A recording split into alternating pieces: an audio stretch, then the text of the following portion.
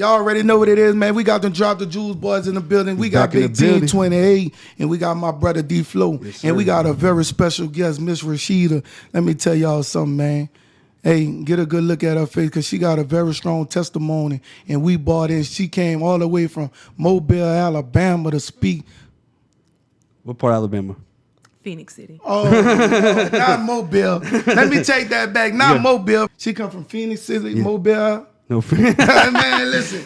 I ain't never been in them countries, man. You say countries. Just say Alabama. Alabama, man. Y'all already know. She from Alabama. Listen, man. You know Big Team 28 from New Orleans, and this that talking and my talking is totally different. But we got in the building, man. We excited to have on to Drop the Jewels, and let's get it going. So nice to meet you. How you doing? It's such a blessing to meet y'all. I'm so blessed I can hardly stand myself. Come on now. But I'm happy to be here with y'all, on this famous podcast. And so I'm doing pretty good right now. Yes, ma'am. Yes, ma'am. Yeah. Y'all done made my whole year. Okay. We appreciate you coming. Of course. Where else would I be besides here? And on your knees, thanking God. So what do you do? Well, I'm a pastor. I have several churches. I'm a photographer. I have my own custom apparel business, and I have my own blinging business. And so I'm an entrepreneur. I work for God and myself. Okay. Yeah. So how long you been a photographer for? Oh, I've been doing photography. I think I started in 2020, if I'm not mistaken. 2020. Yeah. It seemed like you started a lot of things in 2020. I did. That was the year of what we call the Shando. And Shando in the Hebrew and the Greek, it means turnaround. And so that was when God really began to change the trajectory of my life. And that was when he really showed me, okay, Rashida, you can still lay hands on the sick and they'll recover, but you can also have fun too. Okay. And so that was, he was showing me that my gifts and my talents weren't just for church. I could get folks saved on set. I can go into lounges and get people saved. Outside of the church. Yeah, and so that was my comeback year and my turnaround 2020. year. So explain Shando again. What does that mean? Turn around. Yeah. That's in Hebrew? Turn around, yeah. And I think it's in Hebrew and the Greek. I think it means the same thing in both. But well, Shando simply means turn around. You'll hear it in the churches a lot. It's very charismatic church. You'll hear God's about to do a Shando. And Shando, and it simply means turn around. Well, I think a lot of people had a Shando. I don't know if I said that right, but I think a lot of people had a Shando during that year, 2020. 2020 was the year of either you're going to drown or you're going to figure out a way to survive. Mm-hmm. Everything shut down. COVID. So a lot of people, the people who just work jobs, either they just get unemployment and sit at home and not really do anything. Yeah. But for the people who even were receiving the entrepreneur mindsets, for getting the unemployment money and getting all these opportunities, are like, I don't got to go to work right now. Right. I can't really have a business unless it's an online business. But that was really slow for a lot of people. You better figure out who you really were in those years. And I feel like I also, had a lot of changes, Shandos. Yeah. A lot of changes in life. Most definitely. 2020 was one of them tough years, one of them years that you had to find yourself. Mm-hmm. I believe I got laid off in 2020. Oh, yeah. And that was the day that I hit my knees and I asked God to show me my purpose, show me my passion. And I got the chance to run into Funny Mike. And when I ran into him, that was the opportunity that I asked God for to be able to do what I needed to do.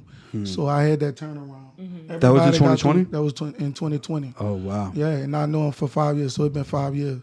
Since 2020, since to 2025. Yeah. So most definitely, it was a good year and a breakthrough year, but a very testing year. It's a test. Yes, indeed. Yeah. And it was about what you're going to do with your time. You got the time. And that was one thing. I don't think people realize that. When COVID came, God literally restored time. Yes, people lost loved ones and things like that, but he gave us time to get acquainted with him, to rededicate ourselves back with him, and to really learn what it means to minimize. That's why John said, he said, look, I got to decrease that he might increase. Oh, come on. And so in 2020, it was what was meant to be for the saints, a place of consecration. Oh, come on, now you preaching. A place of divine impartation for God. Come on. And getting into fellowship with God. Oh, come on now. And for those that did that, they had awakenings. Oh, yes, indeed. They had new business ideas. God gave them new ways to come up with getting lucrative income. God gave them multi-million-dollar ideas. And so that was what we call a wilderness place. And so we were supposed to get in, back in fellowship with God, but we were also, and I think one of you said it, was also supposed to get to know us. Yeah, get to know and you got to think that COVID was a trying time. Very And trying so, time. you know, I always say this, when you find yourself in the wilderness, and that's what the world did. We found ourselves there. No one asked for this. Well, someone probably did, but for the majority of the population on earth, you understand what I'm saying? No one asked for COVID. And so it wasn't a wilderness experience. But I always say the wilderness was never designed for the saints to get to know God. All right. Because we already know who God is. Yes. We know he'll be a provider when we ain't got it. We know he's an advocate. He'll speak on Come our on now, behalf. you preaching. We know exactly who he is. But the wilderness is designed for you to get to know you. Oh, come on now. How you respond when there is nothing to respond Come to. on. Oh, How come will on now. you respond when it look like you're Come about on to now. lose everything? Come on now. How will you respond preaching. when those that you have grown up Come on with, now. God is now laying them to He rest? listening? And so in the wilderness, that Come was on. a wilderness, and we had to get to know us. And we had to be open to God showing us even the ugly part of us. Come on now. So I agree with that. I think that a lot of people, like the majority of the people, spent that time finding their self. Yeah. I wonder how many people did actually find God during that time. Come on now. Because it was a trying time. Yes, you know, indeed. so I was like, I wonder how many people actually did do that. You That know, was very important. yeah. I had to. She just said a very important thing. She said a lot of important things. Learn who you is and find yourself. A lot of people in life are afraid to find themselves. Look themselves in the mirror and say, God, I'm going to accept who you created me is and who you created me are. And guess what? I'm going to take this, who I am, and embrace that to start winning. We got so many people afraid to look in the mirror because they not who they supposed to be, but pretending to be something else to be accepted in the world we live in. There you go. Every day I look in that mirror, I tell myself, I say, God, since I accepted who I am, now you able to use me for who I need to be.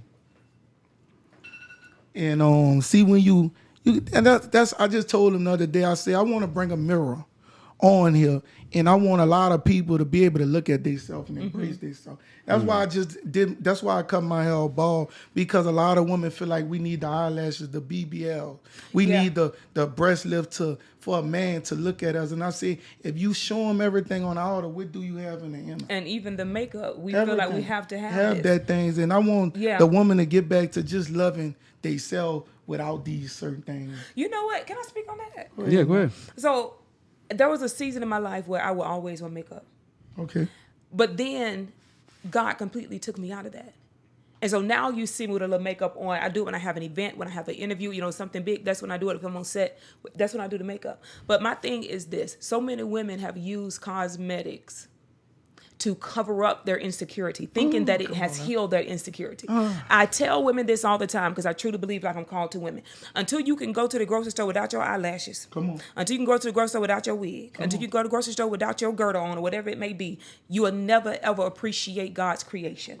And I tell them, regardless of how insecure you may be, you still made in the image of the Lord. Come on now. And that's why I don't allow women to have low self-esteem on my watch. You know what I mean? You're not finna say nothing bad about you because you're talking about God. You made in his image.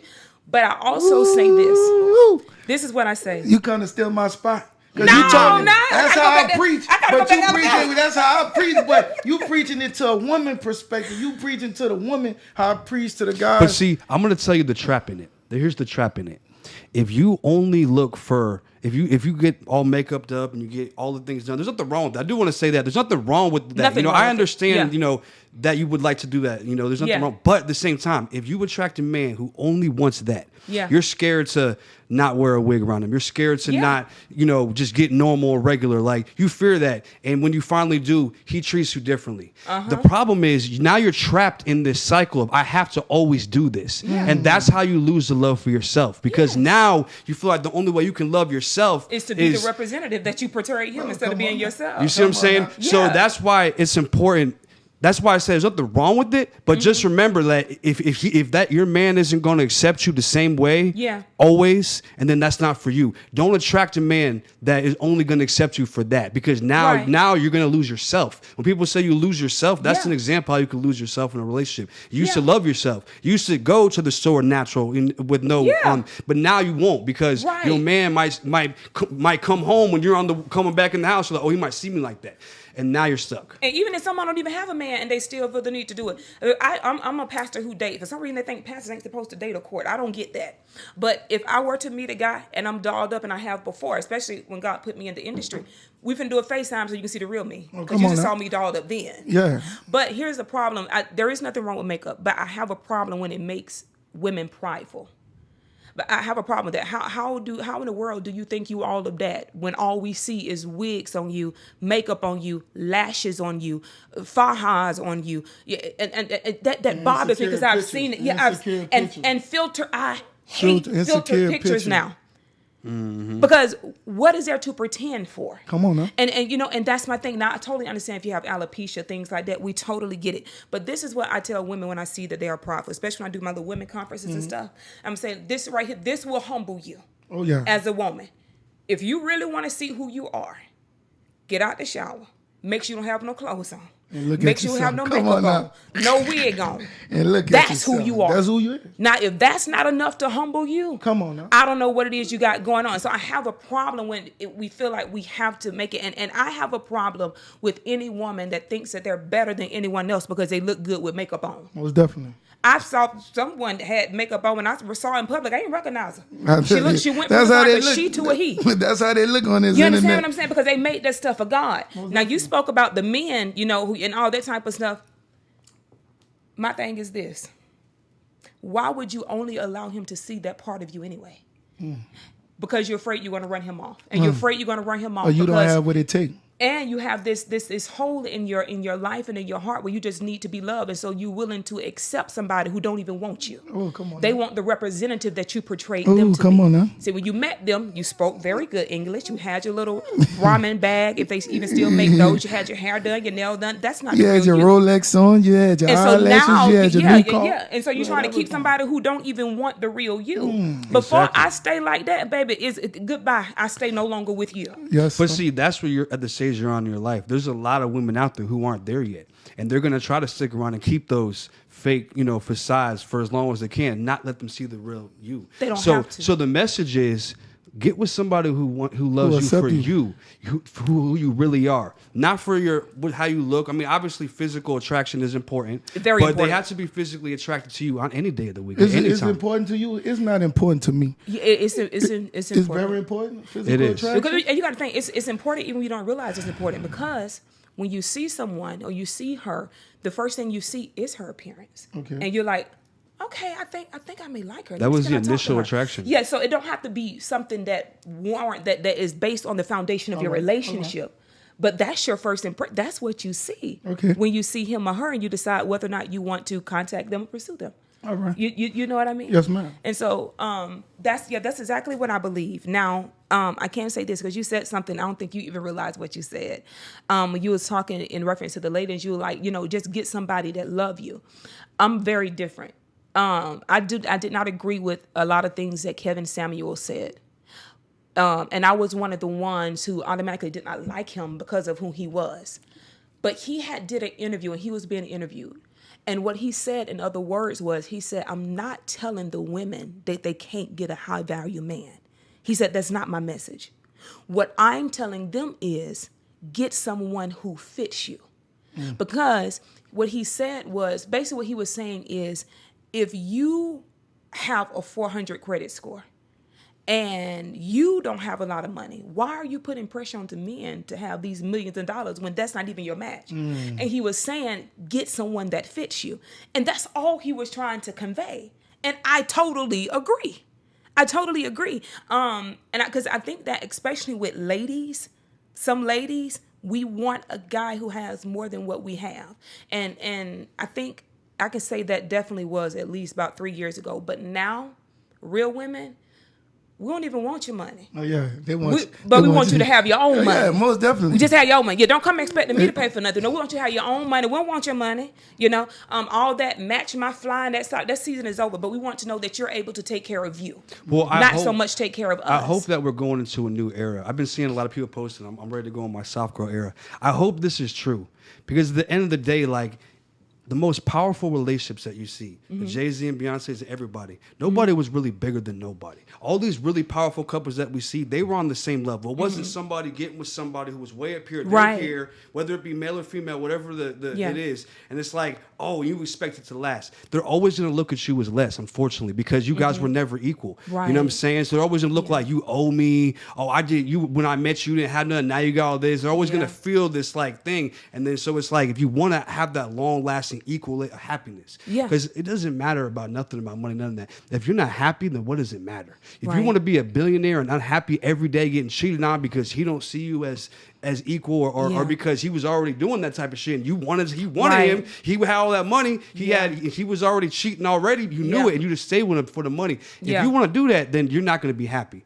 You would be happier getting with someone who was on your wherever you were in that life, fits you, someone that fits you, you guys built together. And then, you know, you guys might have been broke. You know what I'm saying? Right. But you chose him or her because they had an ambition. They wanted something in life. So you're like, you had an ambition. Like, all right, well, let's do it. Like, let's become partners in business. You know, everything. I'm gonna push you. You're gonna push me. And then when you get there, you feel equal. There's the happiness there. There's no kind of weird feelings and stuff inside, because that stuff does re-manifest in the future. When you're up and they never really figured it out, you're like, man, I got all this money. What are you doing? You know what I'm saying? And now that's why they're gonna treat you the way they treat you. That matters. Yeah, it does matter. And I appreciate what you said about how, you know, it's okay to grind together and come up together. I truly, totally believe. And I for me, my mind just can't get this. I experienced this in my first marriage because I didn't come into the marriage with much. But he would always tell me, you know, I can put you out at any moment. And the cars you have, I got them. He would always say stuff like that to me. And I remember I felt so small. You know what I mean? Because he knew he had everything. You know what I mean? But that situation taught me so much. I know it did. So much, I've been so there much. before. Yeah, that was a very crazy message. So if I believe that if you have two people and they may not be in a certain tax bracket, but they can accept and they fit each other. Yeah, let's work to that. And I don't know why I feel the need to talk about women tonight, but my thing is this. Let's work towards that. We can do that. But I feel like someone has got to be mature enough to know to keep the vision in the forefront of their mind. Like, okay, no, we have a goal. We said in 5 years we want to be here. So someone has got to say, okay, you really don't need your nails done. Cut that out your budget. Someone needs to say, no, I got 18 hoodies right now. I don't need to go buy another hoodie. I think that people have got to be disciplined. Now, this is what really, really angers me. And this is what kind of bothers me about humanity. I have a problem with people who struggle financially, but their hair and their nails always done. Oh, come on now. Come on now, you preaching. That bothers me. Why are your hair and your nails done and you can build extensions? Well, and God forbid you got kids, because your kids, they see what you're going on, even when you don't tell them. Like, you know how many rich people spent years like eating just poor? They had money coming in. Living bare minimum. They're living bare minimum. They were making money, but they were spending it on things that were furthering their money instead of just spending on things that aren't really furthering anything. Yes. Yeah, but you know, that's what our culture. You know, we want things because our eyes see it, not because our heart desire. Let me ask you something. Why do you think that is? Why? Because we have the wrong mindset. We were raised up wrong. We was raised up on a wrong state of mindset that we have to find a way to change that. Why do you think it is? I don't know. That's what I was asking. Yeah. I don't know, but you know, for me, I just think it don't make sense to me. If I had to come up with an answer, I would probably say, the sabotage of comparison. I guess because they may see, okay, she always dressed nice and she always had her nails done. I want my hair and nails done too. Or he always got on the latest T-shirt and latest shoes. So I feel like I need that too. So if we want to get deep, what do you think the root of that really is? Striving to be what you aren't and not being patient enough to wait until you get there. And if you are patient to wait until you get there, not being willing to put in the work to get there. I think some people have this whole, I'm just going to wake up one day, I'm going to have this big supernatural deposit. No, honey, you got to put in work. I had to work for everything I got. Y'all looking at somebody who was homeless. I'm talking about slept in the rain homeless. You ain't been homeless until you just slept in the rain. I don't care what you say. If you slept in a car, that's a provision. Okay. Until you have slept in the rain, you ain't been homeless. And so I literally lost everything. But I made up in my mind, okay, I'm not going to go broke again. I have kids. It's not fair to them for them to be in that situation again. And so I was determined to do something. And so I saved the little money that I had, and I began to buy cutting machines. Cutting machines. All right. And I did this one shirt. I got rid of the machine 3 times. Here's why. Because I was afraid of entrepreneurship. Because I remember telling my mom and all this other type of stuff. And if you've seen my other interviews, you know that lady molested me. Most so me and her would and so that. Yeah. And so yeah. But I was afraid of entrepreneurship because everybody in my family worked. And so that's what I thought I was supposed to do. But I knew it just wasn't for me. Yeah, to break the curse. Yeah. And so I brought a cutting machine. I took it back 3 times. The last time I brought it, God said, don't take it back. And I had my daughter come show me. She drove to Florida. I was living in Florida at the time. She came and helped me, showed me the basics of it.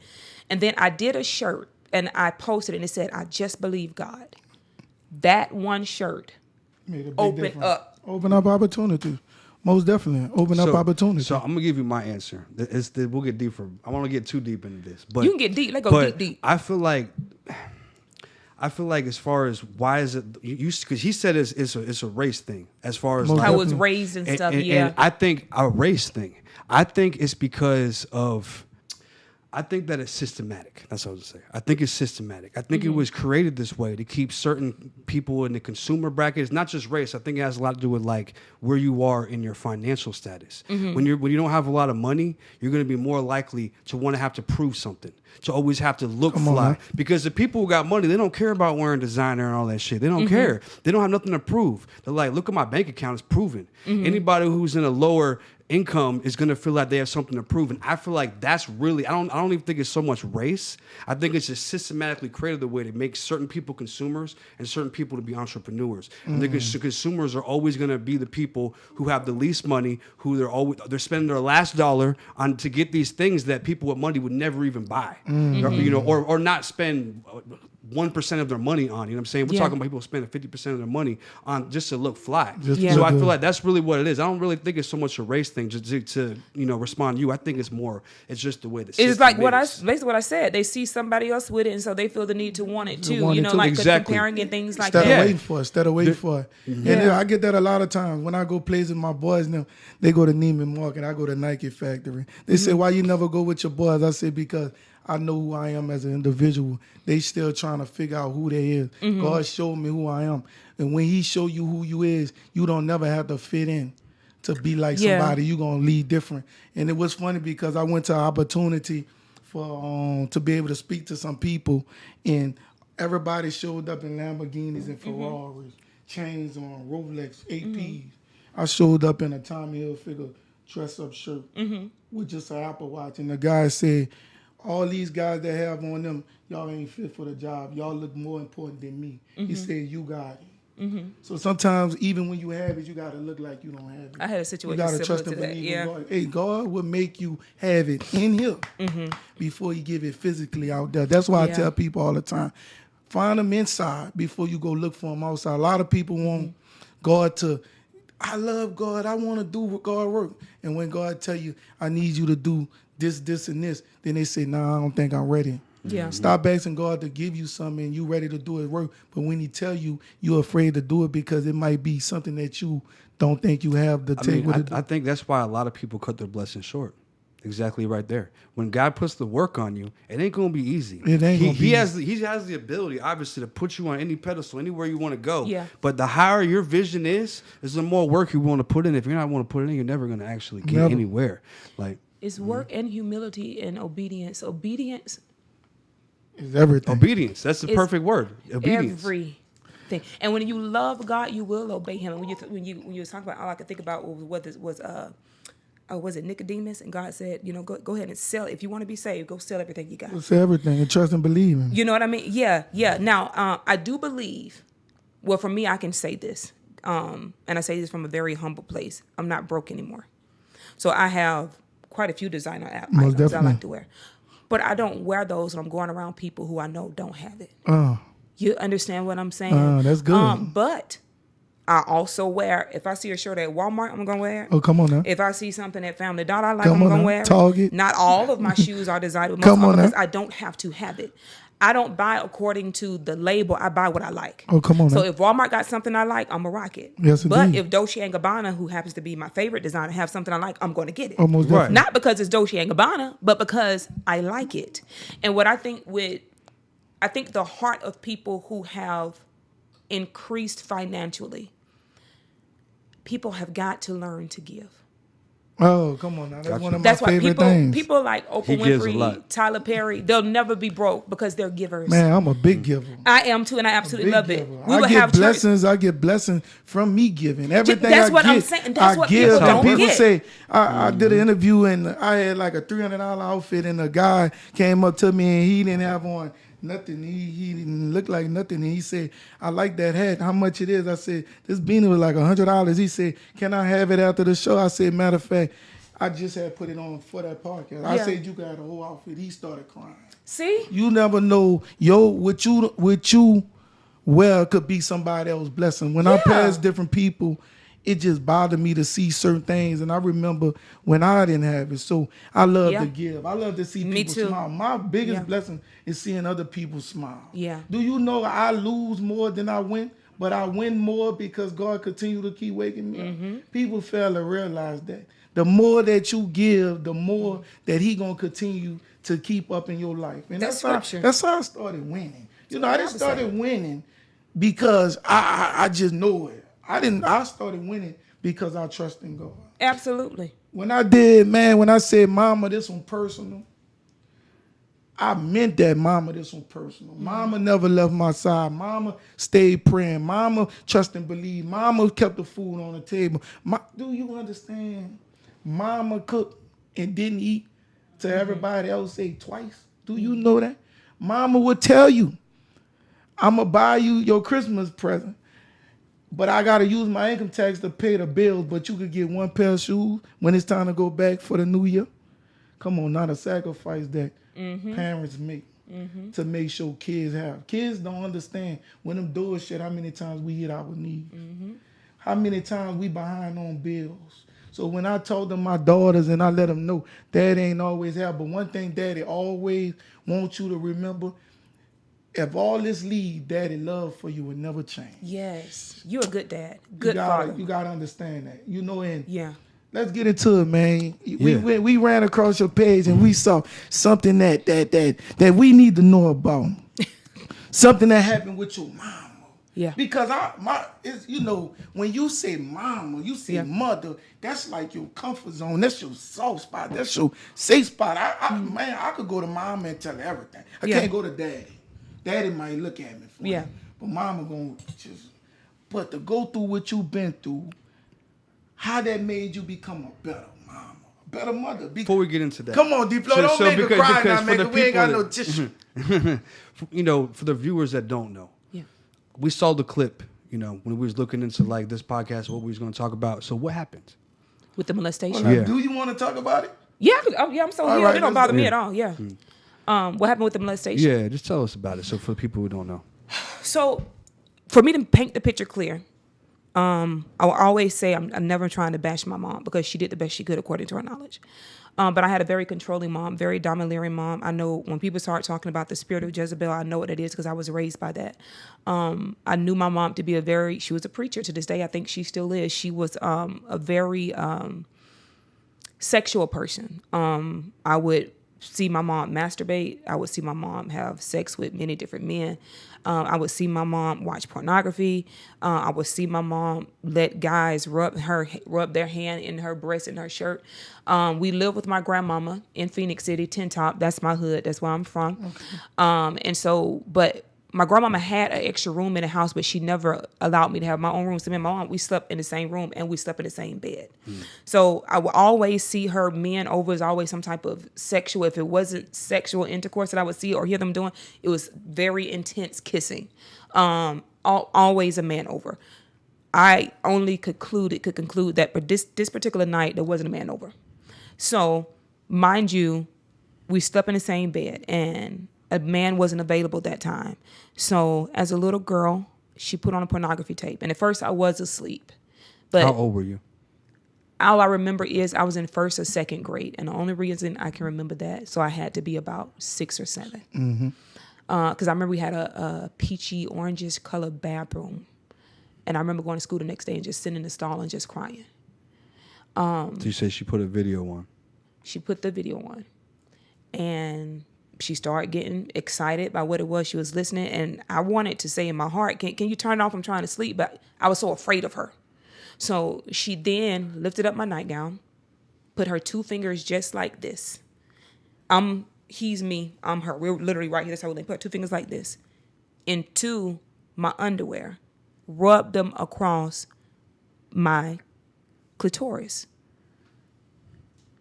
I was so scared. I was so confused. I didn't know how to respond. In my mind, I said, I can't yell for my grandma May because she worshiped my mama. Then I was afraid I was going to get beat for yelling, for someone. And so what I did was I rolled over on my left side as if I was rolling over in my sleep. And she stopped.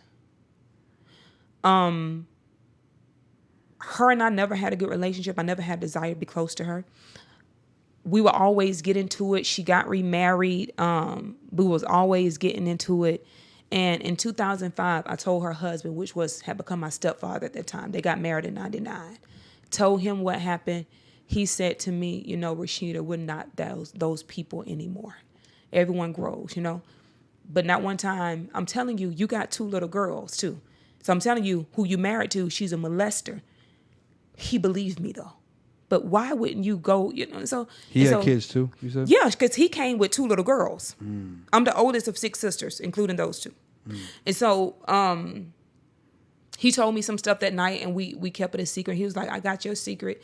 Now you have mine. I was like, I really don't want mine to be the secret. But nevertheless, and so in 2016, that was when I confronted her because I had to get healed. That was when God showed me how to forgive. I did not tell anyone else about that until 2016. And I couldn't talk to her, so I sent her a text with the Apple phone. And so the first thing I said to her was, I know I was a rebellious child. I know I was a hard child. I'm sorry, but here's why. And I told her in that text, you never knew that I knew what you did to me because you thought I was asleep. Mm-hmm. But I know exactly what you did. And this is why I hated you so much. You could see what Apple, when they read the message, even back then, you could see it. So she never responded. Then I found myself being blocked on social media. I found myself being blocked. I didn't hear from my sisters anymore after that. And so, that was that. But I reached a place where, because I didn't tell anyone because I was afraid. And then she was a very well-known preacher in Phoenix City, Alabama, and even Columbus, Georgia. And so I didn't want people looking at her funny. But then I was like, and they overcame by the blood of the Lamb and the word of their testimony, is what the Bible says.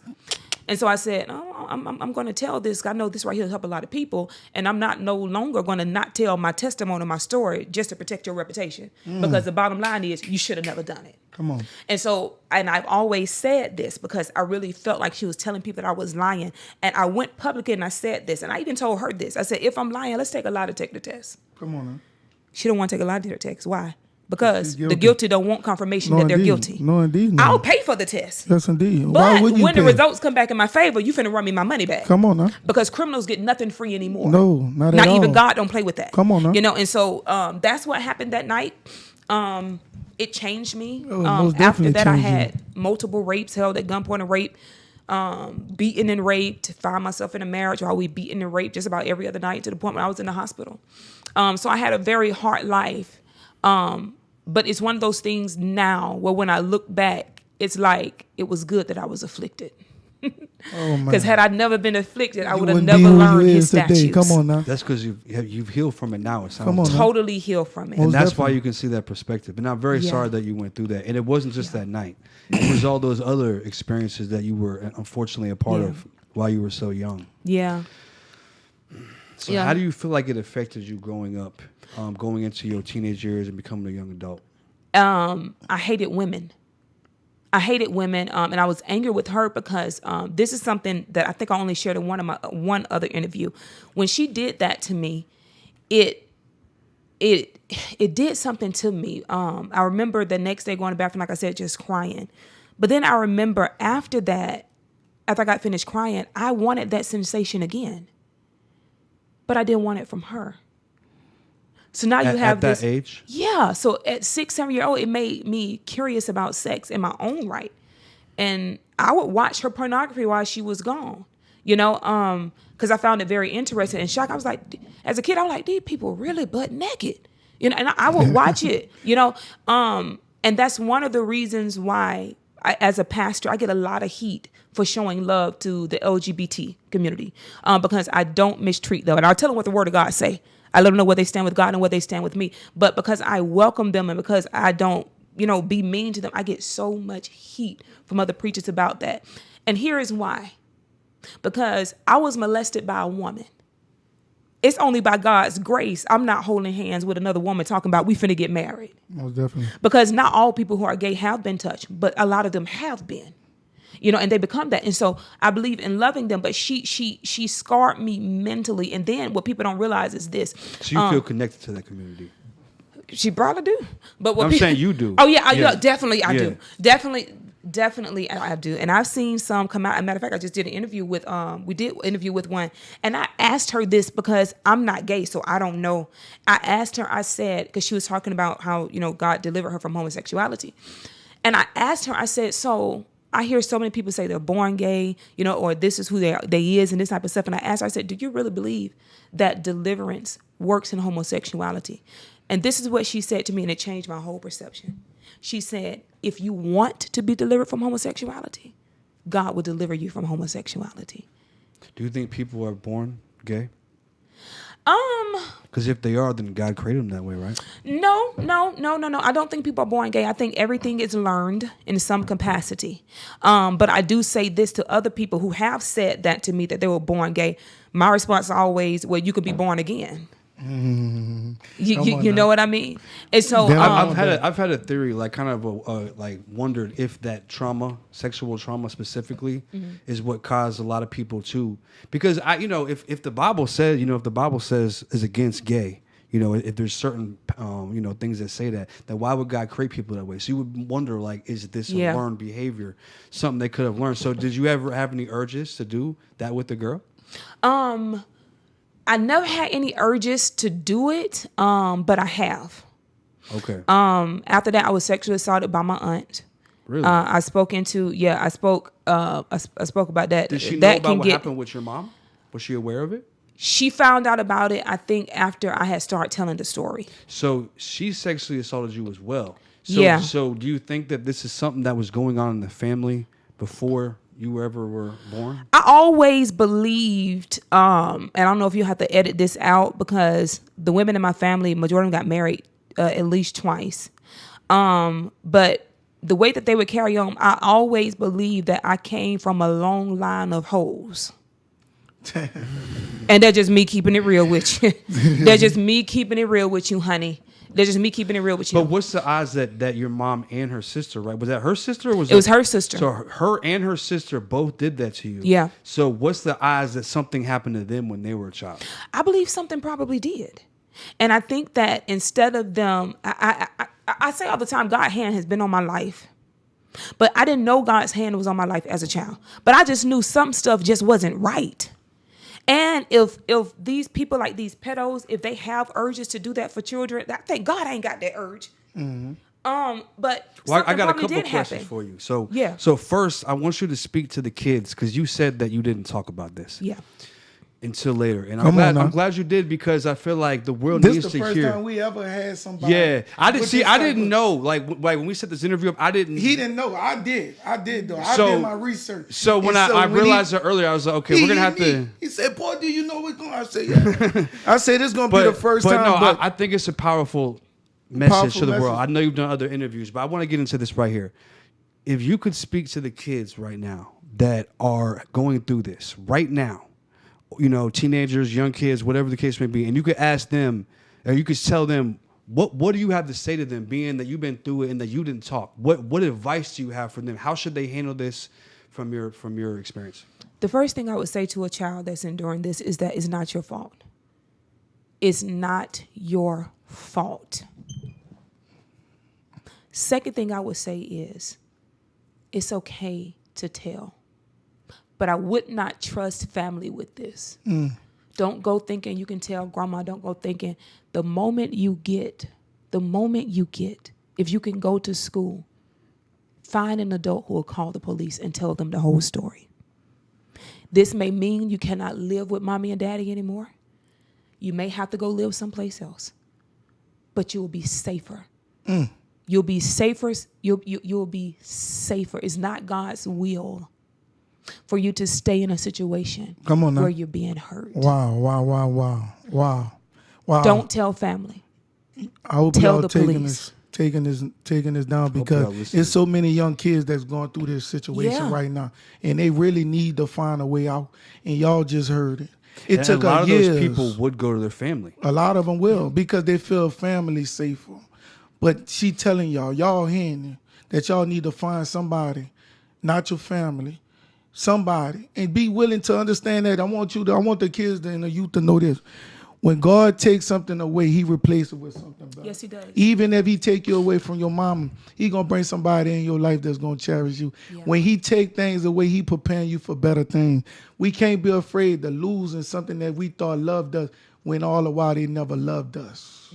If you were to tell your grandma or your aunt or whoever the case may be, right now, and they're not there to help you, then they don't really have your best intention in mind because they've known your mom, dad longer. Mm-hmm. So they're going to take their side and try to defend them in the situation. So I absolutely agree.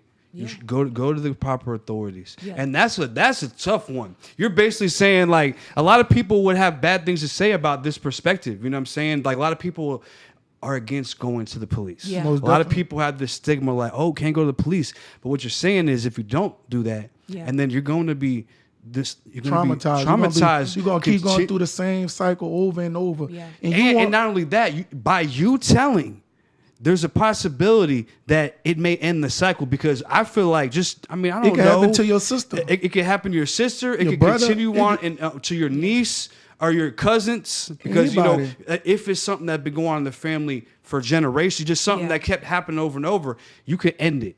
Yeah. By you calling that police, it makes people be like, oh, I ain't going to do that. I ain't trying to get in trouble. Yes. So now you are not only with that person, but what about other people that you know in the community who also are run across with and they're like, oh, look what happened to so-and-so. I'm going to chill. So there's you feel what I'm saying? There's a bigger message than just, it's bigger than you. Yeah. And you're probably saving it from happening to other kids because if they just touch you, you know who else they touching or who else they will touch once you get older. So that's what I want to get into next. If you could speak to those parents, those mothers and fathers, and you could say something based on your experience, say something to them. These are people who aren't right and they shouldn't have kids. Mm-hmm. There's a lot of people like that. Yeah.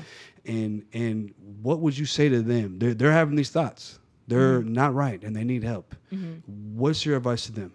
The first thing I would say is in any situation that needs some type of development or healing or even assistance, which is help, you have to admit that you need help. Oh, come on now. That's Say it one more time. I need it because a lot of people don't want to admit. Because it's heartbreaking and shameful.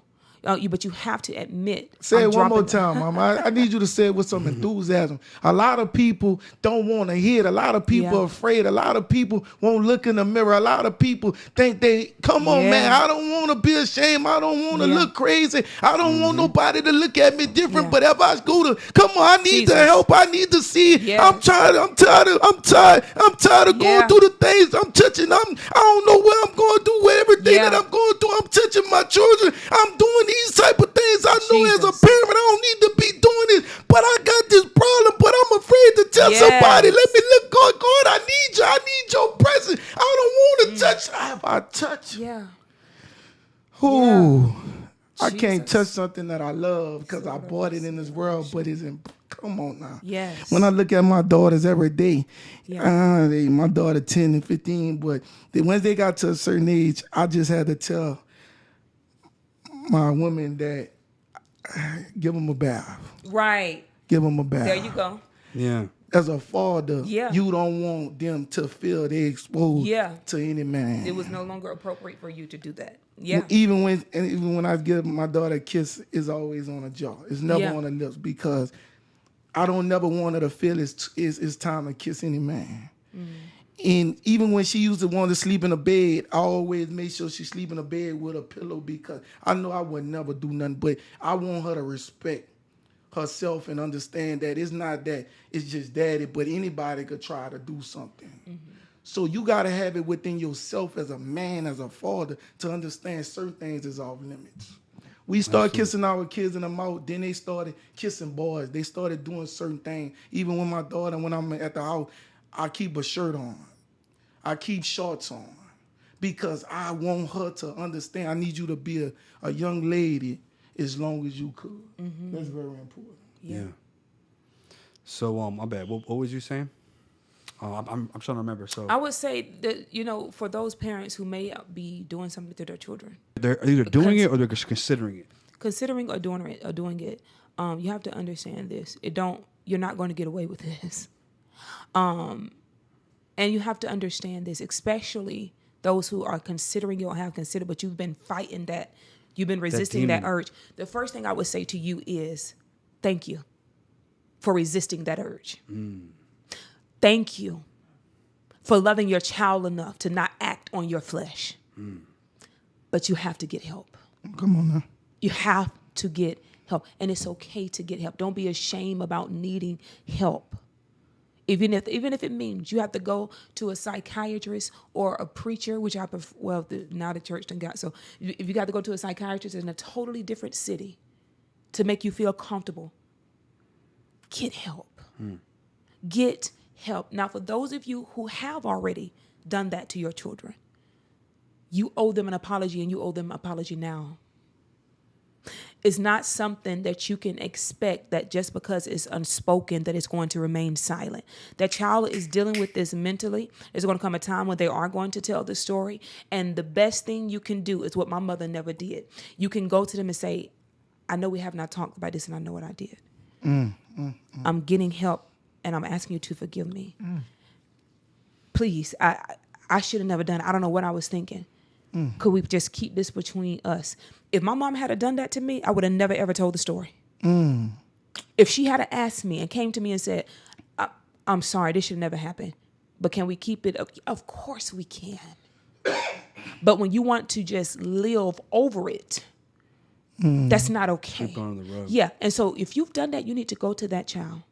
Because here's the thing, they still have some type of patience towards you because they have not spoken out about it yet, which means that they still have some respect for you. While they still have respect for you, fix it. Go fix it and talk to your babies. 100%. That's what I would say. Yeah, that's powerful. That's powerful. And I do want to say to the people that doesn't make it, see, it's not okay. You know what I'm saying? This isn't no get out of jail free card. Come on here. But if you do that, this isn't about jail. Yeah. This is about your child. Yeah. This is about letting them heal. Yeah. Because if you get arrested, let's say that if there was another case and you went to the police, they end up going to jail, they end up facing their time, they're never probably going to apologize to you. Unless they just found God in jail or something. So in most cases, you're never going to get that apology. Right. It's more work. You would feel better, probably, I'm guessing, if you got an apology as opposed to just watching them go to jail, right? You don't want to see that either. So by what you're saying is that's what would make you feel better. And that's why it's so important to ask you that question. Like, what would make you feel better? And what would make you feel better was to get that apology and get that acceptance, that accountability that she did wrong, she shouldn't have did it. I think, back then, definitely, that would have definitely made me feel better. It's never would have fixed it, but it's made you feel. It would have made me, then at that time. But I've already accepted the apology that I'll never get. So you already. And I'm so healed, I don't even need an apology. But that little girl back then, that was the least she could have done. Right. That was the least she could have done. And I'm happy you asked me that question. And so I'll say again, if you know you have offended your child, you've done something against them, get it right. Go apologize to them. Because I say this often, a lot of parents are afraid they're going to raise murderers and thieves and dope boys. If you've wronged your child, you better hope you don't raise a child like Rashida Inez that'll tell the story while you still alive. Come on now. Because see, I'm not waiting until you're dead and going to tell the story. You're going to tell her why I'm going to tell it why you still alive. You better on hope you don't raise a child that God had the audacity to let God heal her. Come on, face to face. And that's not afraid to tell the story. Well, I'm glad that you did. And the reason why is because there's people out here dealing with this right now. Yeah. Who don't. You just answered two really key questions. You answered what they should do as a child, like how you should react to it, and how a person going through that psychological issue, how should they handle it? Nobody better to answer that question than you. And that world needed to hear that. You know what I'm saying? Listen, man. Hey, but look, Listen. I just want to say I'm sorry that you went through it. Most definitely. You become a very amazing woman. Thank you. Through it. And you speak very well. So how did that impact your life? With your beautiful daughter.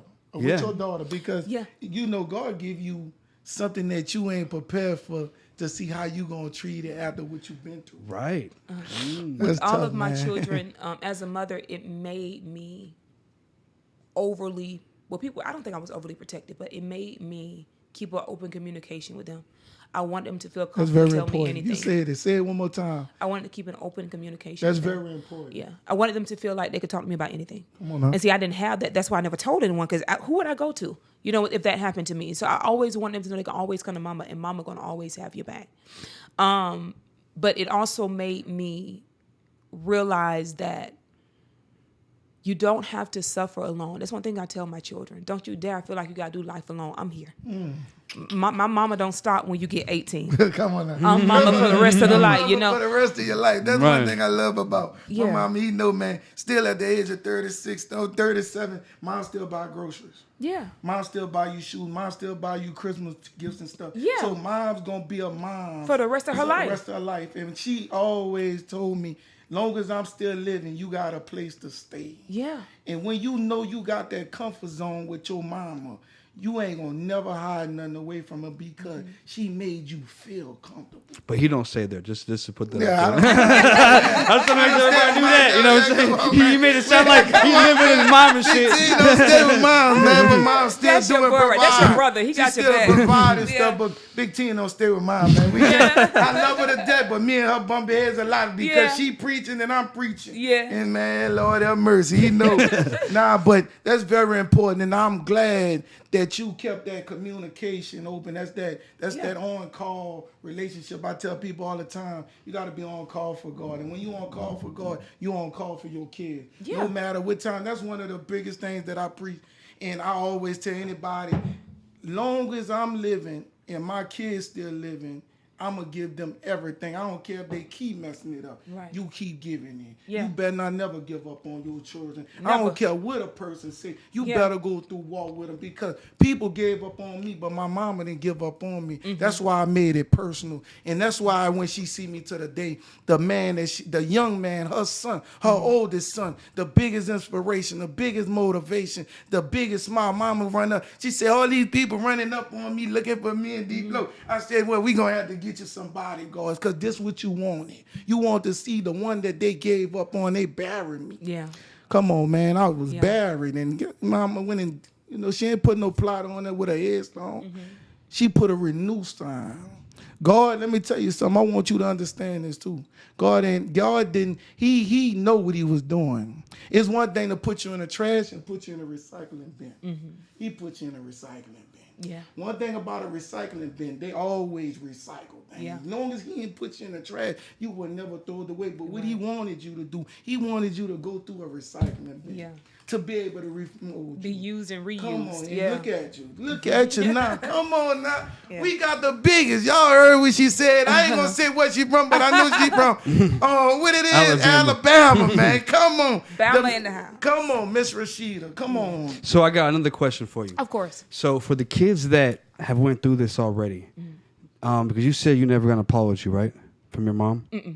Okay, for the kids who never got that, and they might be whatever age they are, they could be an adult, they could be a kid, but what advice you have for them? Because you've healed from this, despite the fact that you never really got that. Right. What's your advice to them for the ones who haven't healed yet? I would tell you this: don't look for the apology. Don't look for the apology, because the reality is, for someone that can do that to a child or can do that to you, they don't have it in them to do what's right, which is apologize. Know that you don't need an apology from them. And I would tell them, don't allow anger to grow up in you. It may look as if God is not fighting for you. It may look as if they still going on about life and they're so blessed. But there is stuff that happened to one's body. Judgment will hit the body. Come on now. Right when it seems everything is going well. Come on now. So leave the vengeance to God. I would say don't look for an apology, baby, because you don't need one. Ooh, that's powerful. Yeah. Leave the vengeance to God. See what people fail to realize, and she gave it to y'all in that high term. I'm gonna give it to y'all that getaway. That getaway. I'm gonna give it to y'all that getaway. See, we could punch a person and it might just hurt them. God could step on a person and crush them. Yeah. You got to leave it to God. You can't, every time something go wrong, you want to defend, you want to show up, but do you know God already defended you? Do you know he already showed up on your behalf? When you pay a lawyer to show up in court, you ain't paying him just to be paying him. He going to show up and speak for you. Yeah. God will show up and speak for you. Yes, he will. And he going to get things done, D Phlo. So I got one more question, and we can switch the topic. So is there anything that you would say to your mom if you could speak to her Come on now. Mm-hmm. Right now, look at the camera, man. This her. Look at that one. Come on now. Mom, you did the best you could according to your knowledge. I still to this day, first of all, I love you and I don't hold none of this against you. But you need help. And here's how I know you need help. Because you never did anything to make it right. You and I preached the same gospel. We preach the same Jesus. We read the same word. And I've done very smaller things. But the blood and that fire that comes from the word makes me go to that person and get it right. You need deliverance. And I say this to you in love. And I'll tell you this because I know no one else loves you enough to tell you the truth. Come on now. You've lived through this, but you're not free from this. Ooh, come on now. It's okay to get help. But understand this.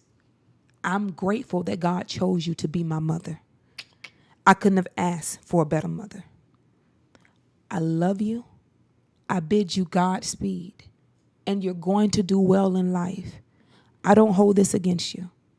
I do not hold this against you. May you have long life and may you have it more abundantly. May God perfect everything that concerns your heart.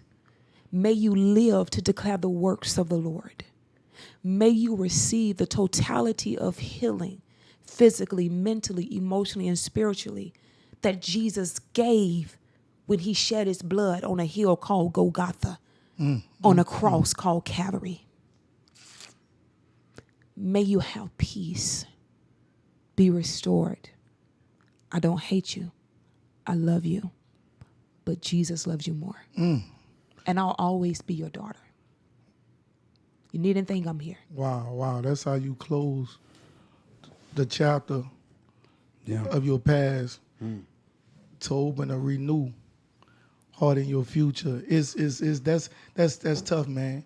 When you close the old chapter to open a new book, man, it's tough. That paper don't look like nothing when you start writing in that new book. That paper don't look like nothing, but God give you something. He laid it on your heart. Sometimes when you paint a picture, you don't know what picture you want to paint, but you just got it in your mind. You just start moving and you just start painting and not knowing that picture works something, but the frame that you told on the outside work more. The picture that we be paying for ain't worth nothing. We paying for the frame. So all the things that you, come on now, my goodness gracious. Yeah. Close it to reopen it.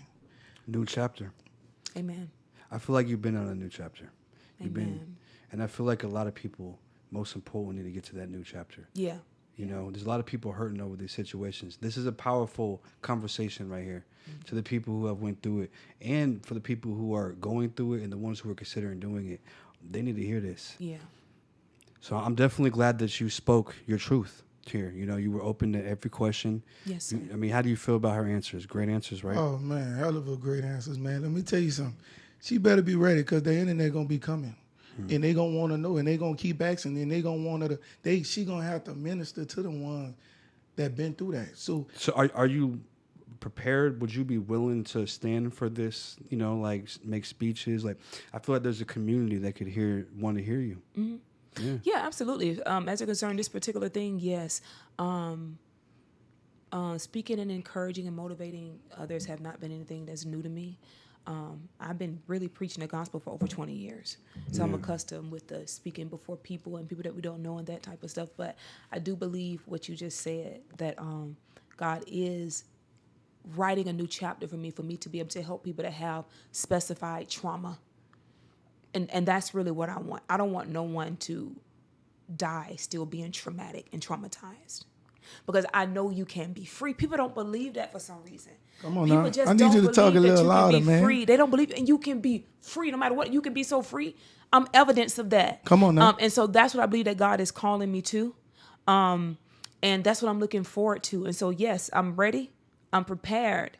And I'm going to give it my all. And I'm looking forward to seeing, these victims cry tears that they never cried before. Come on now. Yeah. I'm looking forward to seeing them stand, tell the story without trying to destroy their offender's reputation. Ooh, Yeah. come on, But that's tell tough, the man. story But you did that. You did that. so they today. can help others. Man, So yes, I am ready. That's So- tough. That's tough. Hold on, D Yeah. Phlo. That's tough, man. That's tough. I gotta tell you, that's tough. Cause listen. I'm gonna give you just a little bit. When I know it was time for God to use me to get me to the next level, I had to forgive my daddy. I had to forgive my father. I spoke about it. I said, the parents, my father, 37 years, never told me he loved me. He gave me everything. He was a drug dealer. But he never told me he loved me. And that's something that I miss. That's something as still to this day, he never told me he loved me. He tell everybody how proud, how excited, how I'm doing my thing. But I said, what a love at. Right. I didn't need the material things. I need that love. I want that closure. I still look for us. 37 years old, big as I am, strong as I am, I still need that closure. But I understand this. I say, God said, he not ready. And when people not ready to forgive and take accountability for their own, you got to be willing to take it for them and move forward. That's right. And what you doing and what you showing, you moving forward. And Lord have mercy. 100%. It was nothing better to bring you on, to see you go through these different situations and trials and tribulations, but you moving. Right. Come on, man. Well, won't God do it? And that's won't why God do it? Right. And that's why I think like self-healing is such a we talked about it on last podcast. That's a different definition of self-healing for everybody. Everybody had a different story. And for your situation, even your situation, like these are not easy things to heal from.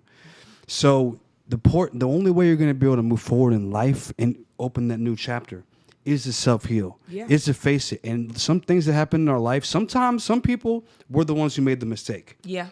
And some people have to heal from other people's mistake. There's different types of things, you know what I mean? So it's definitely very powerful how you were able, and that's why it's so powerful to show the people how no matter what you went through, whether it was your fault or not, you have to find a way to heal yourself. You have to want to, and you have to face what you've been through, your trauma as a child, because it's affecting you today.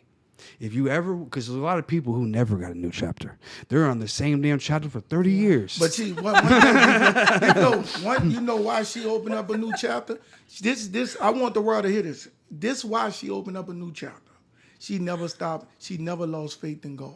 Never. She never lost faith in God. She know one thing. If I'm going to get past any trials and tribulation, anything in that goes on in my life, you have to stay grounded in the word of God. You have to stay strong. Man, I tell you all the time, God will allow the devil run on. Man, God and the devil running on side of each other. As God blessing you, the devil waiting for you to, hey, when God don't show up, the first thing we do is, I'm giving up.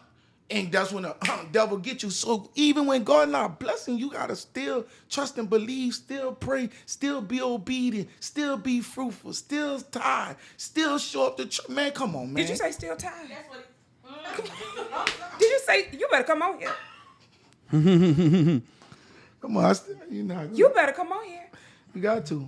You got to. Still tied? Yes, indeed. Yes, indeed. You got to, man. My God. Got to. That's when I told him. Because I said, he don't go to church.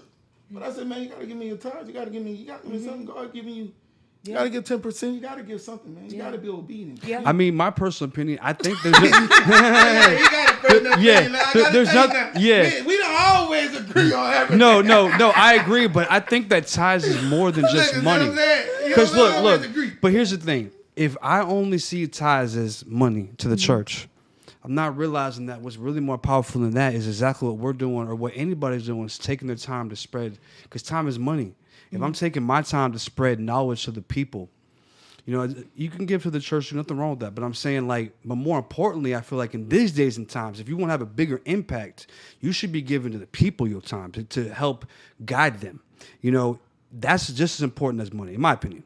Well, this is. Come on now, Mama, break it down. Look at I want to do this. I can't allow you to destroy him. No. You talk to him. No. So give him a little knowledge. I would never. No. This is what he need. I need you to bump heads with him because you need to tell him and show him. I be trying, but you gonna tell him. Put the hands on him. Put the hands on him. This is the thing. So you're Put not. the hands on him. You're not.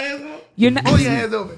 Stop that. So you're not giving it to the church. You're bringing it to the church, but it goes to the work of God. Come on. Yeah. Now, when it comes to money and believers, you have the tithe, you have the seed, you have the offering. Oh, come on now. And you have the alm. What's that? I'm going to break it down for you. Your tithing, he says, bring your tithes, right? If you try me with your tithes, I'll rebuke the devourer. What that means is by me tithing only 10%, he is going to make sure that the devourer is rebuked and that my possessions are protected. I don't have to worry about losing anything. So that when I get to a place where I'm ready to give a seed, now when you give a seed, you expect and entitled to a harvest. Now here's the thing. One without the other doesn't really do much. It doesn't really, for someone to just give a seed and they're not a tither, okay, you're just taking it by chance. You know, maybe God will grace you. But because I'm a tither and I get ready to give my seed, my harvest is guaranteed because the devourer has already been rebuked by my tithe. So that means my possessions are protected. My harvest is protected. Now you have the offering. The offering is a thing asked or a thing given. You'll have some people, they'll say, hey, let's bring an offering to the church. Everyone bring what you can, whatever it is. That's an offering. So that's an asked offering. Then you have the free will offering. That's where, you know what? I'm just going to give today. I'm going to give today because today is the day I want to give my offering because it's a biblical thing to do. That's a bonus to your harvest and to your tithe. The is usually something that only those who tithe, give seeds, give offerings are able to keep on them. An alm is just a free will offering, meaning that you don't want anything in return. The Bible says that when the man sat at the gate called Beautiful, he looked at Peter and he asked for an alm of them, meaning that he just wanted some money. And so that's something that usually the blessed people who have been obedient in other kingdom mathematic principles are able to keep on them. I keep an alm on me just in case I see someone that I want to bless because that's my biblical duty.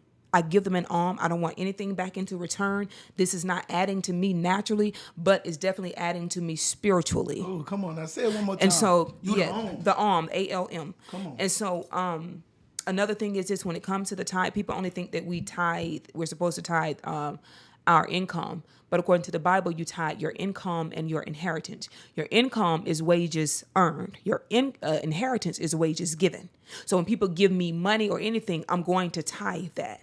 And what people don't realize is, especially by you not being a churchgoer, did you know you can give your tithes to a person? Yeah, but I told him, see what I'm saying? Abraham, I told him, give me that. Abraham gave his tithes to Melchizedek. I told him, he yet to give it to me. Yeah, I have some. Still put his name on envelope. But I have some people who made it very clear to me they don't want anything to do with church, but they believe in tithing. So Rashida, this right here is my tithe. They literally give it to me. So are you saying that someone can tithe to someone other than the church? No, your tithe is for the church. So you're tithing for somebody else. What you mean? So explain that to me one more time. What you mean? Your tithe says, okay, so you get paid $100 a day. Let's just say 10% of that, you give that, you bring that to the church. And so really we don't pay our tithes, we give our tithes. Right. But we say pay and we're okay with that. Yeah. So you're going to give that, you're going to bring that to the church. So you're saying you could tithe for other people is what you're saying. Or you can give to, not for other people, but you can give to other people. I have people who don't want to tithe to the Jesus County churches or Rashida Inez Ministries, but they want to tithe to me. And they do that. Again, I've done it with my leaders. Okay, that's exactly what I wanted to hear. I agree with you, and I don't have any problem with tithing to the church, and I support. I'm not a Christian. Make sure it's the right church. So I wouldn't even tithe. No, 100%. But I mean, what I'm saying is, I have no problem with that. I agree 100%. But I just personally think that I would rather give because I don't go to church, to people, you know, even if it's money or time or just the message, all of that. I feel like that's important. You know what I mean? I feel like there's more of an impact to also give to people, not only the church. That's just my opinion. Well, no, not only the church, or not, because you have to give to the poor. Yeah, that's another. 100%. I forgot to mention that. A lot of people are right. You have to give to the poor, and you can offer time. You can offer resources to other people. Yeah. But when it comes to you being a believer, you need to give your tithe to a saved person or to a church, and then of course to charities and stuff. I give to charities all the time. Okay. You know what I mean? That's just what I'm going to do. But I always make sure that the Lord's house is taken care of. Right. I love the way you broke it down. Yeah. I mean, I agree with her. Yeah, you know, absolutely. Yeah. You agree with her? No, I agree. Why you never agree with me? No, I do. I agree with a lot of things. Man, come on. Oh, Is it because this Miss Rashida No, it's because from she's Alabama? She's saying Come that on, man. because I feel like, you know, scared, and no, not even that, because there's a couple things you said, like we talked in this interview about giving. Yeah. It's very important to give to people. Yeah. And I feel like the message I have is there's a lot of people who think that tithing means you have to give 10% of your income to church. That's the only meaning of tithing. And I'm like, look, I get it, but if that's all you, let's say you're a genius, you're a motivational expert, but all you ever did to give back was tithe to the church. You felt like that was enough. These people got more to give than just money to the church. Yeah. They got more to give. So I feel like don't just feel like that's enough. If you got it and you want to give the church, cool. But there's so much more that you might have to offer than just that. So don't feel like that God goes, only that wanted goes that. into sowing. See, there's Exactly. no way of getting out of this tithing thing. Yeah. That, you know, and so when we begin to do things outside of the church, then it's sowing. You know what I mean? Like when I go to preach at other people, churches and stuff, they bring me in. People don't realize this. I don't even have an honorarium when I preach. You know? They say, how much is it going to take on theirs to bring you in? Nothing. Just get me there. So you know what I mean? Right. And a lot of people don't do that. Right. And even I've sacrificed, I said this on all the board, I sacrificed and I've gone to the lounges and stuff to try to get people saved, to be a light. That's me sowing my time. Okay. And that's also me being a disciple. And that's really what it sounds like your belief is. You know what I mean? Because discipling, that really starts outside of the church. And of course, we have church moments, but it's where you're doing and you're reaching people like Jesus did, because he was more so outside of church than he was in the church. That's what you don't realize. The church, and so, and you're going out and you're doing things outside of the church to reach people outside of the church. You know, that's discipling. But see, I'm going to tell you why, and you said it exactly right. Because he's a Christian, full-blown. I'm different, so I can reach those people who are out. I believe in God 100%. I believe in the Bible. I'm just a little bit in my own. I have my own beliefs. There's a lot of people who have a similar understanding as me. That's their belief. There's a lot of people these days, so I'm able to speak to them. Yeah. And he can speak to everybody else. So I feel like together we can reach everybody. If both of us were the same, then we're only going to reach the same people. Yeah. So for me to speak my truth, him to speak his truth, absolutely, it gives us. So and you take more territory, right? Reach and more. I end up getting in debates with people, but I always end up agreeing because I believe in all religions. I believe that all religions have their own truth. I feel like God went to the earth throughout history. He went to India. He went to the Middle East. He went to the Native Americans. He went to everybody. Yeah. And they interpreted it in their own way, and they wrote it down in their way, and it's different. I don't think God only went to Jerusalem. You know what I'm saying? Yeah. Or I feel like he touched the whole world. So I feel like I embrace everybody. I'm just one of those type of people. I do too. Now I'm a hippie. I don't believe in all religions now, but I don't believe they're all 100% correct, but I feel like they're all like their interpretation of God. I do believe that everyone is entitled to God. Now, me, and this is one thing, because I love evangelism, and this is one thing I teach our evangelists. I'm very tolerant with people who have extreme religions or don't believe what I believe. Here's why. Because we have an extreme religion. First of all, we believe that a virgin got pregnant. Mm-hmm. And we believe that she got pregnant with a child that will become a man that will bear the sins of the world in his body, that hung on the cross, died, stayed dead for 3 days, and supernaturally rose again. And now he's going to come back again. See, all of that is extreme. I have an extreme religion, which is why I'm tolerant with people who don't believe what it is that I believe. I don't believe in what they got going on, but I appreciate it. Right. And what I've learned with evangelism, and this is what I teach them. First of all, we ain't finna get to argue with nobody, because if we get to argue with these people, who gonna want our God? Because they're gonna be like, wait, I knew they were fake. They came smiling at the beginning. I said something they don't like. They going, who? No, want our God. For but sure. I do believe, and I've had them do studying of different religions, because if I can find a similarity between your religion and mine, we can have a conversation. Right. Absolutely. You know what I mean? So I want to ask you one question. This is something that Don't be at it now, man. Hey, you digging them down. Yeah. Well, look. You said that Christianity is an extreme religion. Like, I want to hear your opinion. Both y'all opinion. How do you think it is to worship the cross when that's the very thing that killed Jesus? You're worshiping the weapon that killed him. Mm-hmm. He didn't rise on the cross, right? He was removed from the cross and he rose from somewhere else. Yeah. So what is it? Why would Christians worship the device that killed him? Well, here's the thing. First of all, I want to make this very clear. I'm okay with being called a Christian because most people don't have knowledge of the Bible, but Christian is a word that I'm a saint. You're a saint. Christian is a word that has not its origin that started with God. They were first called Christians at Antioch because they were followers of Christ. Christians simply mean follower of Christ. Okay. All type of people follow Christ. Before I got serious with God, I was drinking, doing whatever it is I wanted to do, fighting, cussing, doing all kind of sin, but I was still following Christ. But saints, we are the ones who actually do what the Bible say do. And so I just want to kind of clear that up. But here's the thing. I feel that. And that's why I do Bible. I really don't do church. Yeah. You know, I do Bible. Okay. You know, and so, but worship the cross. I ain't no Christians worship the cross. Now, we do use the cross because it was at Calvary's cross that he paid the ultimate sacrifice. It was a place of sacrifice. Understand. Let her explain. And then you have to understand this because you said, why would someone worship the thing that killed him? This is what people have got to understand. This is why we have to be a Bible believer. He said, no man took my life. I laid it down.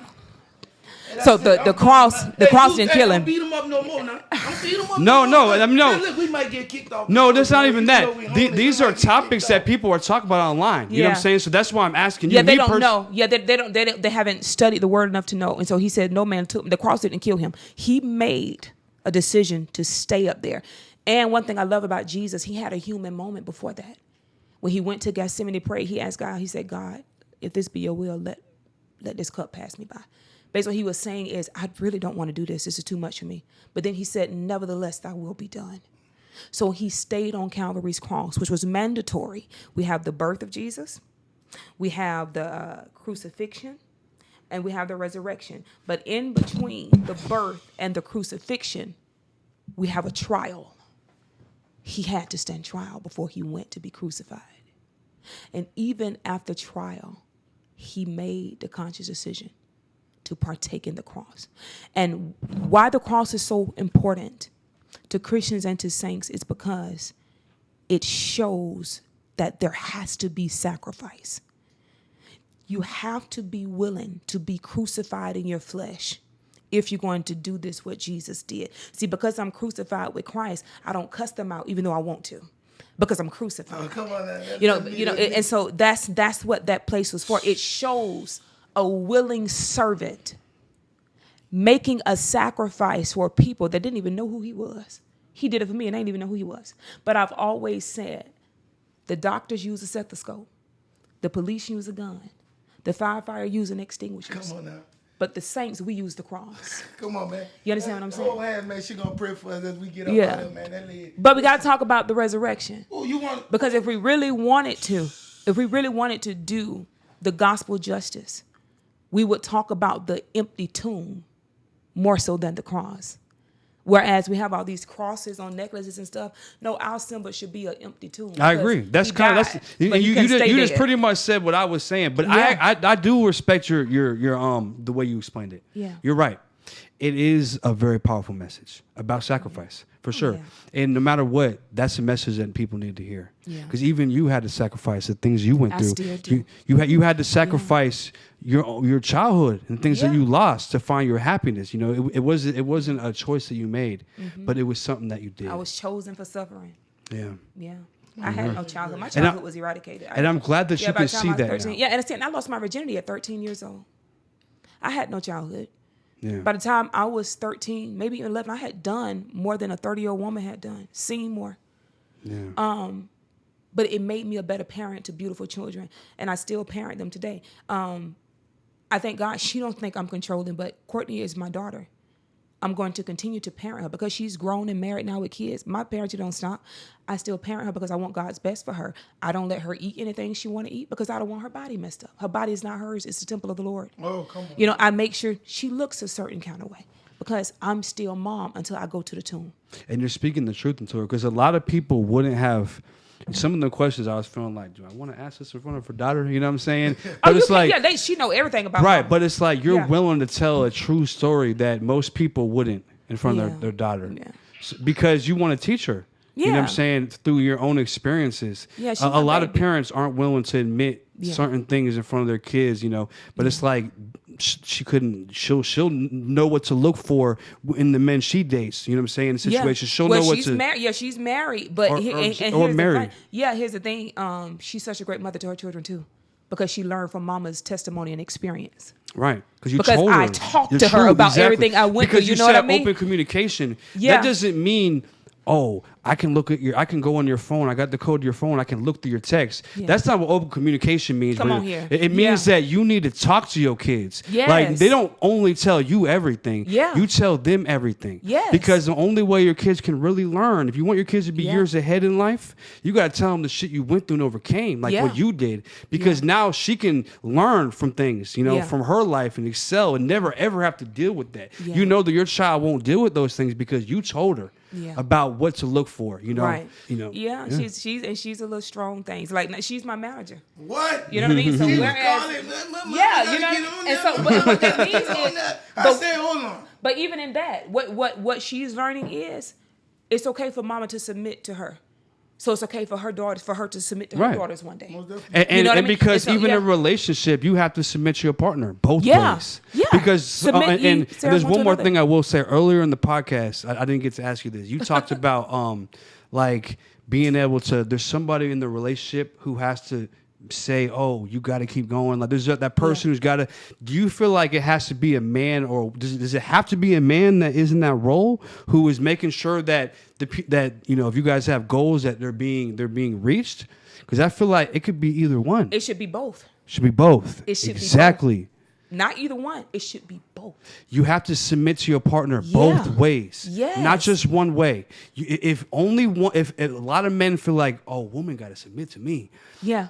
Okay, cool. But you have to submit to her too. Absolutely. If you want her to be happy in that submission, there has to be a level of both submitting, not to just to your partner, but to your kids, to your friends, everybody. Yep. And the only way you can fully submit to somebody is to fully heal and fully forgive yourself. Yeah. I can't fully submit to you if I haven't even healed, or I don't even know who I am. How can I do that? So you have to there's a lot of lessons in this. Submission requires a posture of humility. Okay, there you go. Say that one more time, man. Submission requires a posture of humility. Yeah. You have to be humble to submit. Come on. Exactly. You humble to submit. You know what I mean? You have to. Yeah. And so you can't without it. Yeah, you can't. Well, she showed up today, D Phlo. Mm-hmm. She showed up today. I love y'all. Y'all are very great guys. I don't know what's going on, but she showed up today and she showed out, and she came with a message. Absolutely. Don't be mad at the messenger.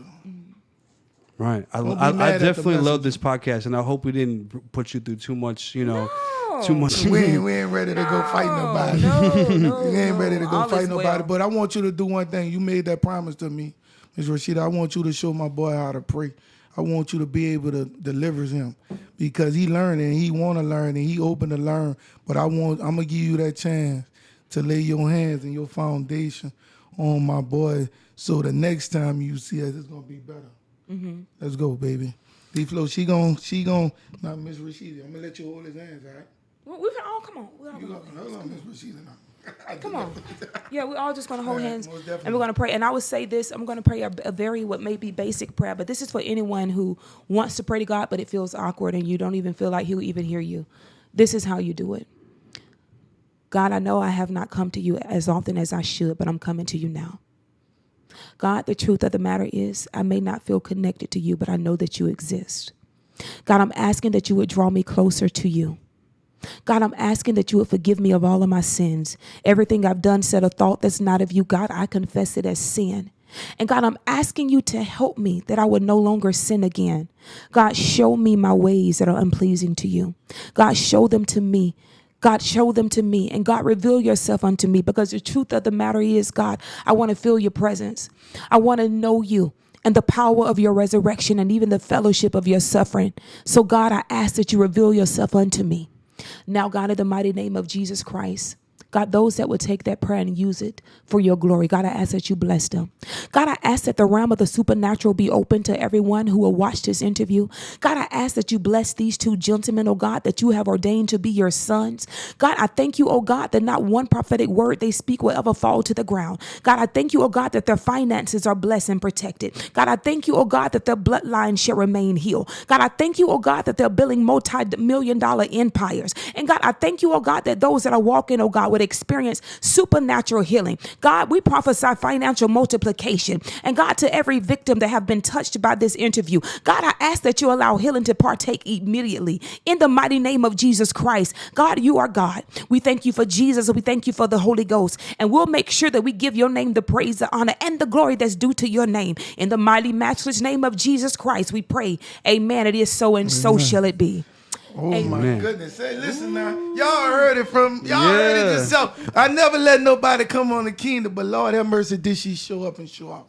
She did. I can't thank you enough for being able to coming on our platform, everybody. to speaking the word, to sharing your life, to overcoming, to renewing, to opening a new chapter in your life. And all I can say is one thing, that God gonna keep on using you, and he gonna be, your obedience in a lot of abundance is coming your way, because Lord have mercy, you did it.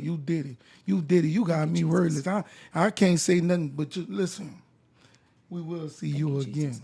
Amen. Hey, keep going. Yeah. Amen. Oh my God. Thank you for your testimony today. For traveling great. I love y'all. To make sure they make it back home safe, man. Yes. Boy, Lord have mercy. Listen, man. Hey, before we get out of here, before we get out of here, tell them where they can find you at. Because that was on the other camera, You can find me on Instagram at The Real Rashida Inez. That's Rashida. You can find me on Facebook at Rashida Inez. You can find me on TikTok at Rashida Inez. You can find me on X, formerly known as Twitter, at The Rashida Inez. Or you can email me at therealRashidaInez@gmail.com. Most definitely. All right, make sure y'all go follow her, check her out. We'll see you on the next episode. Listen.